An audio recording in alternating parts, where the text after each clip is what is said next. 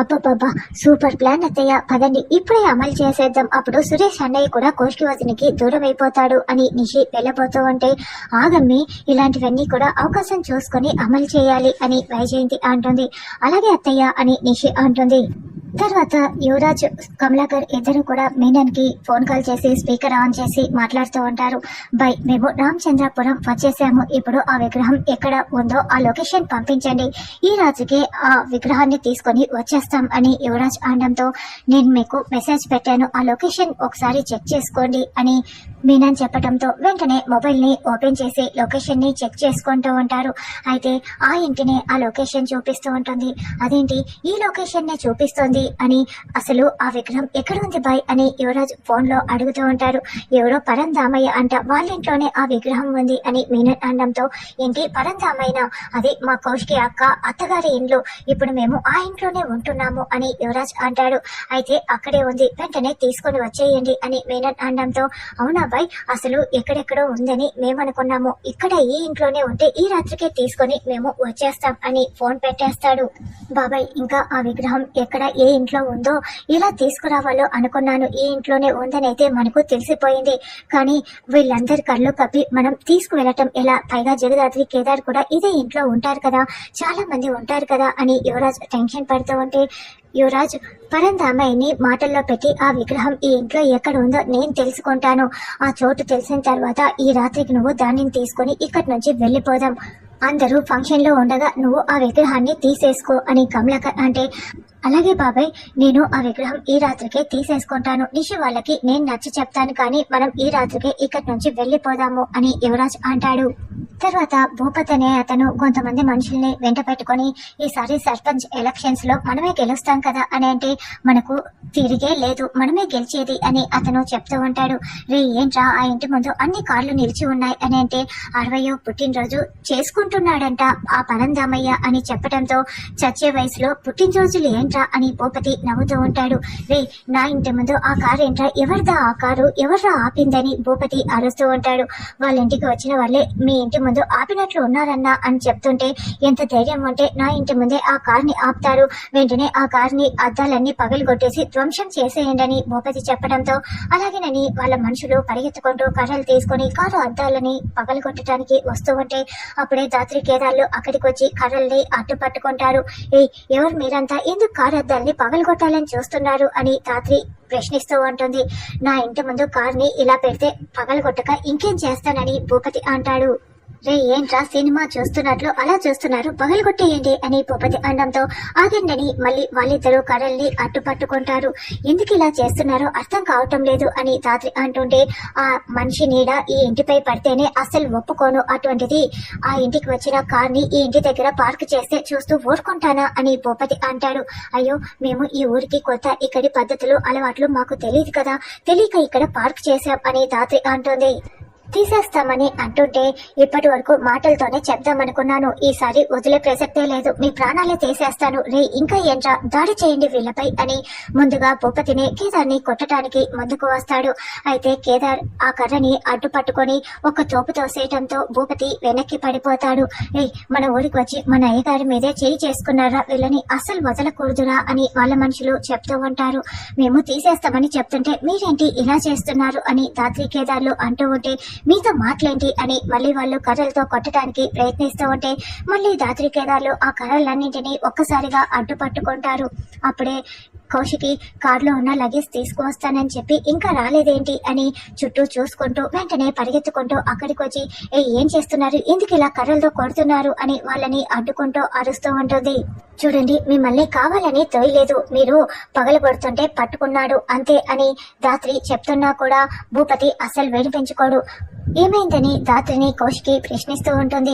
మన ఫంక్షన్ కి కావాల్సిన లగేజీ అంతా కూడా ఈ కార్లలో ఉంది కదా వదిన, ఇక్కడ పార్క్ చేస్తుంటే వీళ్ళు గొడవ చేస్తున్నారు అని దాత్రి చెప్తుంది. అయ్యో భూపతి గారు ఏమైంది, వీళ్ళు కూడా మన వాళ్ళే, ఎందుకు ఇలా అరుస్తున్నారు అని అర్థం చేసుకోండి కౌశికి అంటుంటే, మీ వాళ్ళు మా వాళ్ళు కాదు, మన అని అసలు మాట్లాడకు అని భూపతి అంటాడు. అయ్యో ఏమైంది భూపతి గారు, మీకు పరంధామయ్య మావయ్య గారికి ఏమైనా గొడవ జరిగిందా, ఉండండి ఇప్పుడే సురేష్ ని తీసుకొస్తాను, మీతో మాట్లాడిస్తాను అని కౌశికి లోపలికి వెళ్తుంది. వీళ్ళని మాత్రం వదిలే ప్రసక్తే లేదని భూపతి అరుస్తూ ఉంటాడు. రే వీళ్ళని కొట్టండ్రా అని కోష్కి వెళ్ళిన తర్వాత చెప్పడంతో రాత్రి కేదార్లపై వాళ్ళు కర్రలతో దాడి చేస్తూ ఉంటే రాత్రి కేదార్లు వాళ్ళని కుమ్మేస్తూ ఉంటారు. ఇక కోష్కి అత్తయ్య అత్తయ్య అని పరిగెత్తుకుంటూ లోపలికి వస్తుంది. భూపతి వాళ్ళు కార్లో పార్క్ చేశామని పెద్ద గొడవ చేస్తున్నారు అని అంటే అప్పుడే పరందామయ్య ఇదంతా వినేసి కత్తి పట్టుకొని వస్తూ ఉంటాడు. అయ్యో వాళ్ళకి మనకు అసలు పడదమ్మా అని ఆదిలక్ష్మి చెప్తూ ఉంటుంది. అయ్యో రాత్రి కేదార్లు మాత్రమే బయట ఉన్నారు, ఇప్పుడు ఎలా అని కోష్కి అనడంతో పదండి బయటికి అని అందరూ బయటికి పరుగులు పెడుతూ వస్తూ ఉంటారు.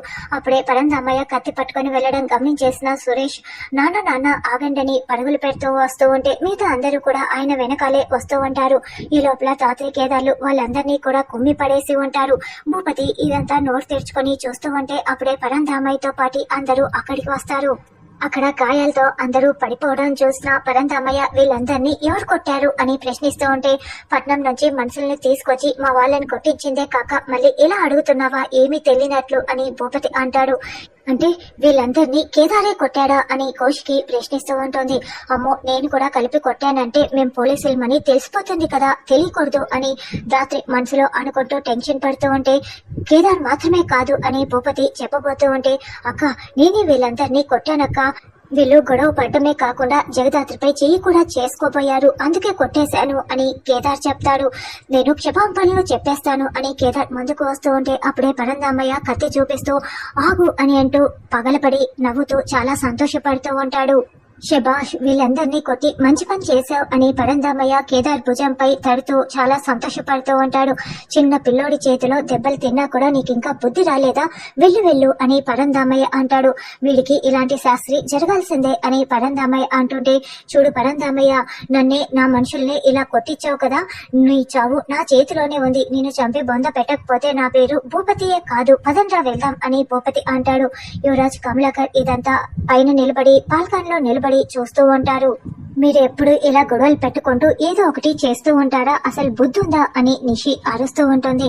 ఇందులో వాళ్ళ తప్పేమీ లేదమ్మా, ఆ భూపతికి నాకు భూ తగాదాలు ఉన్నాయి, అది మనసులో పెట్టుకుని వాడే ఇలా చేశాడు అని పరందామయ్య అంటే వీడు చంపుతాను అది ఇది అంటున్నాడు, వెళ్ళి పోలీస్ స్టేషన్ లో కంప్లైంట్ ఇద్దాం అని వైజయంతి అంటే వాడు అరిచే కుక్కే కానీ కరిచే కుక్క కాదు, ఏం కాదు, పదండి లోపలికి వెళ్దాం అని పరందామయ్య అంటాడు.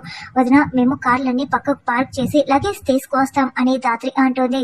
రాత్రి కేదార్లు లగేజ్ తీసుకువస్తూ ఉంటే ఆగండి ఆగండి అంటూ యువరాజ్ కమలాకర్ అడ్డుకొని వాళ్ళందరినీ నువ్వు ఒక్కడివే కాకుండా ఇద్దరు కలిసి కొట్టినట్లు చెప్పబోయాడు, మీరిద్దరూ కలిసి కొట్టారా, అసలు మీకు కరసాము ఎప్పుడు వచ్చు అని యువరాజ్ కమలాకర్ ప్రశ్నిస్తూ ఉంటారు. లేదు నేను ఒక్కడనే కొట్టాను, అయినా మాకు కరసాం రావటం ఏంటి అని రాత్రి అంటే అవును కర్రని నేను అటు ఇటు తిప్పాను అంతే, అది వాళ్ళకి తగిలింది, అదేదో మేము కొట్టేసినట్లు వాళ్ళు ఫీల్ అయిపోయారు అంతే అంతే అని కేదార్ కూడా అంటాడు. తర్వాత రాత్రి కోష్కి ఆడవాళ్ళందరూ ఒక చోట కూర్చొని కబుర్లు చెప్పుకుంటూ ముచ్చట్లు చెప్పుకుంటూ ఉంటారు. సురేష్ కేదార్ బూజీ మాత్రం ఏవేవో పనులు చేస్తూ ఉంటారు. అప్పుడు వీళ్ళ ముగ్గురు వాళ్ళందరినీ గమనించేసి వాళ్ళు మనకు పనులు చెప్పేసి చూడు ఎలా ముచ్చట్లు చెప్పుకుంటున్నారో, వాళ్ళ మాటలు కూడా వినిపిస్తే చాలా బాగుండు కదా అని మాట్లాడుకుంటూ ఉంటారు. అవును అక్కడ మనం పని చేస్తున్నట్లు నటిస్తూ వాళ్ళు ఏం మాట్లాడుకుంటున్నారో విందాం పదండి అని కేదార్ సురేష్ అంటారు. అలాగేనని ఈ ఆడవాళ్ళు ఉన్న దగ్గరికి వచ్చేసి తలొక పని చేస్తున్నట్లు వాళ్ళ మాటలు వినడానికి ప్రయత్నిస్తూ ఉంటారు. అయితే రాత్రి గమనించేస్తుంది వీళ్ళ ముగ్గురు మన మాటలు వినటానికి వచ్చారు, ముందు వీళ్ళని ఇక్కడి నుంచి పంపించేయాలి అని రాత్రి ఆదిలక్ష్మితో అంటుంది. భాగ్యలక్ష్మి వాళ్ళని పంపించేసే అని అనడంతో ఏంటి మీరు ఎక్కడికి వచ్చారు, వెళ్ళండి వెళ్ళండి అని సురేష్ ని కేదార్ ని బూచీని తోసి పడేస్తుంది. వీళ్ళు మనల్ని చూడు ఎలా పంపించేశారో, కాబట్టి ఒక ఐడియా అని ముగ్గురు కూడా చీరలు చుట్టుకొని ఒక చోట కూర్చొని వీళ్ళ మాటల్ని వినటానికి ప్రయత్నిస్తూ ఉంటారు. అమ్మ జగదాత్రి నువ్వు చెప్పు కేదార్ నేను ఎలా చూసుకుంటారు అని అంటే హా అని దాత్రి అంటుంది. హా అంటే ఏంటి నోట్తో చెప్పు అని భాగ్యలక్ష్మి ఆదిలక్ష్మి చెప్తూ ఉంటారు.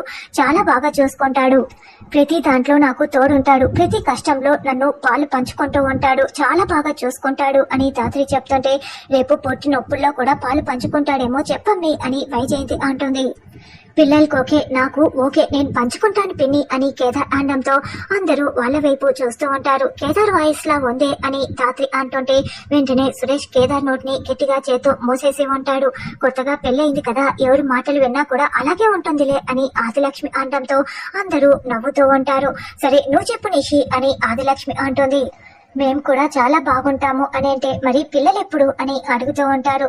అంటే మేము ఇంకా అనుకోలేదు అని ఇషి అంటే అనుకోకూడదు వెంటనే అయిపోవాలి అని కౌశికి అంటుంది. అవును మా వదినలాగా అని భాగ్యలక్ష్మి అంటుంది.